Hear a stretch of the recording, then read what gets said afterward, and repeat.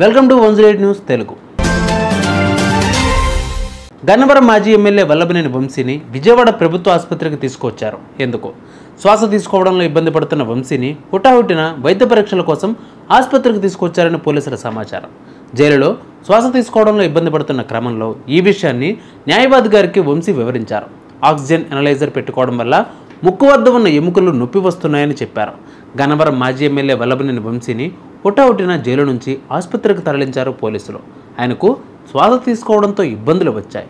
జైలులో శ్వాస తీసుకోవడంలో ఇబ్బంది పడుతున్నట్లు న్యాయవాదికి వంశీ వివరించారు.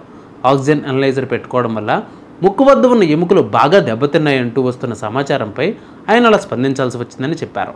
అంతేకాక వైద్యులు రాసిన మందులు కాకుండా జైలు అధికారులు వేరే మందులు ఇస్తున్నారని వంశీ తరపు న్యాయవాది సత్యశ్రీ కోర్టుకు తెలిపారు. దీంతో వంశీకి ప్రభుత్వ ఆసుపత్రిలో లేదా ప్రభుత్వ గుర్తింపు పొందిన ఆసుపత్రిలో చికిత్స చేయించాలని ఆదేశిస్తూ న్యాయాధికారి ఉత్తర్వులు జారీ చేశారు. తాజాగా ఆయన్ను విజయవాడ ప్రభుత్వ ఆసుపత్రికి తీసుకువచ్చారు. సత్యవర్ధన్ కిడ్నాప్ కేసులో వంశీకి విజయవాడలోని SC/ST కోర్టు మంగళవారం బెయిల్ మంజూరు చేసిన విషయం మనకు తెలిసిందే.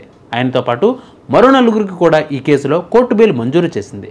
అయితే గన్నవరం TDP కార్యాలయంపై కేసులో వంశీ ప్రస్తుతం విజయవాడ జిల్లా జైలులోని రిమాండ్ ఖైదీగా ఉన్నారు.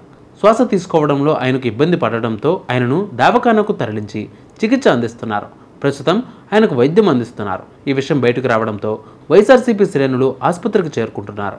ఇదిలా ఉండగా సత్యవర్ధన్ కిడ్నాప్ కేసులో కూడా విజయవాడలోని SC/ST కోర్టు గత మంగళవారం బెయిల్ ఇచ్చిన విషయం తెలిసిందే.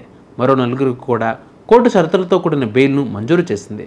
కోర్టు బెయిల్ ఇచ్చినా ఆయన జైలు నుంచి విడుదల కాలేకపోతున్నారు.